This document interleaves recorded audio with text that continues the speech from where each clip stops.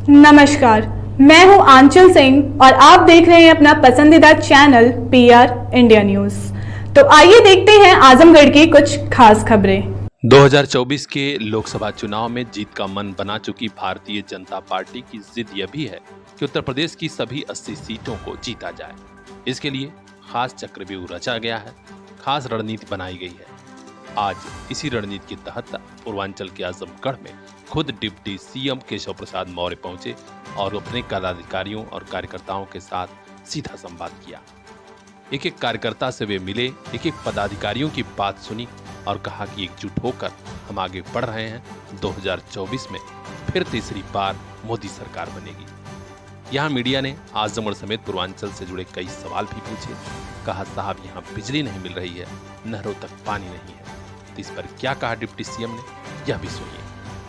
नहरों में पानी नहीं, बिजली नहीं, सारी चीजें नहीं। अभी मैंने इस समय ऋण है सर। मैंने अभी आपने मेरी बात सुनी नहीं। मैंने कहा बिजली की व्यवस्था सुधारने के कड़े निर्देश दिए हैं। टेल तक पानी पहुंचाने के लिए यहाँ से शासन को भेजा गया है। मैं भी जाकर के इसमें आवश्यक कदम जो उठाना है उठाने की व्यवस्था करवाऊंगा। किसान हमारी प्राथमिकता है और किसानों की समस्याओं को दूर करना हमारी सरकार की जिम्मेदारी है और जिले के जो अधिकारी हैं उनकी जिम्मेदारी। सर ये लालगंज और आजमगढ़ की बात आपने की, लेकिन आपके सहयोगी ओम प्रकाश जी ने कहा कि 6 लोकसभा हम प्रभावित करेंगे कि वो बातें अखबारों की हैं। आप अभी मैं कुछ बोलूँगा उसको भी दिखाने लगेंगे। लेकिन ये आप विश्वास रखिए कि जो भाजपा का गठबंधन होता है, जो गठबंधन के साथ रहता है, वो निश्चित तौर से ताकतवर होता है। लेकिन इसका निर्णय न केशव प्रसाद करेंगे और न कोई जिले की भाजपा करेगी, न प्रदेश की। इसका राष्ट्रीय नेतृत्व निर्णय करता है कि इसको कितनी सीटें देनी है। लेकिन श्री ओम प्रकाश राजभर जी आज भारतीय जनता पार्टी गठबंधन का हिस्सा बने, उनका स्वागत है। और श्री दारा सिंह चौहान जी भी भाजपा परिवार में वापस आए, उनका भी स्वागत है। और भाजपा की ताकत हर घंटे बढ़ रही है। सपा बसपा कांग्रेस का सुपड़ा साफ हो रहा है। सपा समाप्तवादी पार्टी, बसपा बिल्कुल समाप्तवादी पार्टी, कांग्रेस को कोई पूछने वाला नहीं। इनका कोई दोस्त। नीतीश जी यूपी में चुनाव लड़ने आ रहे हैं। देखिए, श्री नीतीश कुमार जी चुनाव लड़ने के लिए फूलपुर भी आ सकते हैं, यूपी में आ सकते हैं, दिल्ली जा सकते हैं, गुजरात जा सकते हैं। लेकिन अब जीतेंगे कि हारेंगे जनता जानती है, क्योंकि तीसरी बार मोदी सरकार। कोई नीतीश कुमार जी कोई देश के प्रधानमंत्री नहीं बनने वाले हैं, वो मुख्यमंत्री बने रहे हैं। अभी तो अगली जब चुनाव विधानसभा का होगा, बिहार में भाजपा का मुख्यमंत्री बनेगा। सर इंडिया को लेके और शिवपाल जी का भी आपके इंडिया मत कहिए, उसे यूपीए कहिए। कंफ्यूजन में मत पड़िए। ये वही यूपीए है जिसने 12 लाख करोड़ का घोटाला किया है, या वही यूपीए है जिसे सपा बसपा की बैसाखी पर 10 साल देश को बर्बाद करने का मौका मिला। इसलिए यूपीए को और दूसरे नाम से मत पुकारिए। अब श्री राहुल गांधी जी का नाम प्रधानमंत्री रख देंगे तो वो प्रधानमंत्री नहीं ना हो जाएंगे।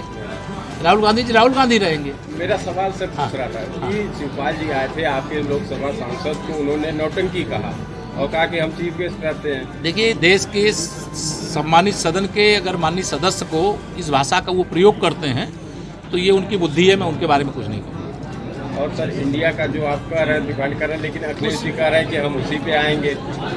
वो मैंने बताया, सपा लगातार 2014 से जब मुख्यमंत्री थे तब भी वो आ रहे थे, जब नहीं थे तब भी आ रहे थे, लेकिन जनता ने आने नहीं दिया।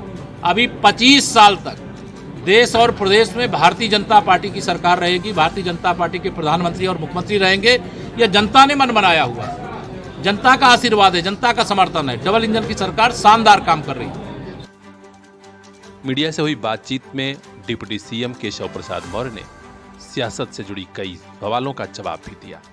समाजवादी पार्टी को समाप्तवादी पार्टी कह दिया, तो और भी कई बयान ऐसे जो सुनने लायक। आज हमारे पार्टी के दोनों जिला अध्यक्ष, हमारे एमएलसी, हमारे जो पार्टी के पदाधिकारी, पूर्व सांसद, पूर्व विधायक गणों की उपस्थिति में आज आजमगढ़ जनपद का दौरा हुआ। संगठनात्मक दृष्टि से आजमगढ़ और लालगंज दोनों जिलों के कार्यकर्ताओं के साथ पार्टी कार्यालय पे भेंट हुई और उनसे चर्चा करके जो जनपद की समस्याएं हैं उनका फीडबैक लिया। और आज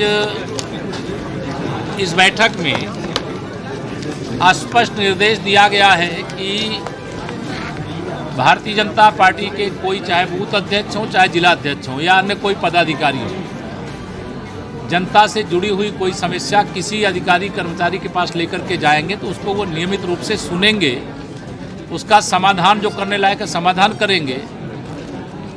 और मुझे भी यह कहते हुए गर्व है कि मैं भी उप मुख्यमंत्री तो हूँ, लेकिन उप मुख्यमंत्री से पहले मैं एक पार्टी का कार्यकर्ता हूँ और इन्हीं कार्यकर्ताओं के बल पर हम सारी लड़ाई लड़ते हैं। एक तो यह निर्देश दिया गया है, यहाँ एक सलोना पंप कैनाल है और एक उबालपुर लखीमपुर में 97 एकड़ का एक बड़ा सरोवर है, उसके भी जीर्णोद्धार, जहाँ खुदाई की ज़रूरत है उसकी खुदाई करवा करके कैनाल को चलाने की दृष्टि से निर्देश दिए गए हैं। बिजली की समस्या, रोस्टर की समस्या, बिजली की कमी जो थी उसके लिए भी बहुत कड़ाई से पूछताछ की गई है। कोई ओवर बिलिंग की शिकायत या कोई जले हुए ट्रांसफार्मरों को बदलने में देरी आदि को लेकर के कोई अगर शिकायत आएगी तो जो दोषी होंगे उनके खिलाफ कार्रवाई भी की जाएगी। लेकिन जनता की सेवा हमारी सरकार की प्राथमिकता है। इस बात को ध्यान में रख करके जनपद के जितने भी चक मार्ग हैं और उस पर अभी भी कब्जा कोई किया हुआ है, कोई तालाबी नंबर है उस पर अगर कोई कब्जा किया हुआ है, कोई चारागाह की ज़मीन अगर उस पर कोई कब्जा किया हुआ है तो उसको जांच करके नाप करके खाली कराएंगे। कोई माफिया कब्जा किया है तो ज़रूरत पड़े तो बलपूर्वक खाली कराएंगे।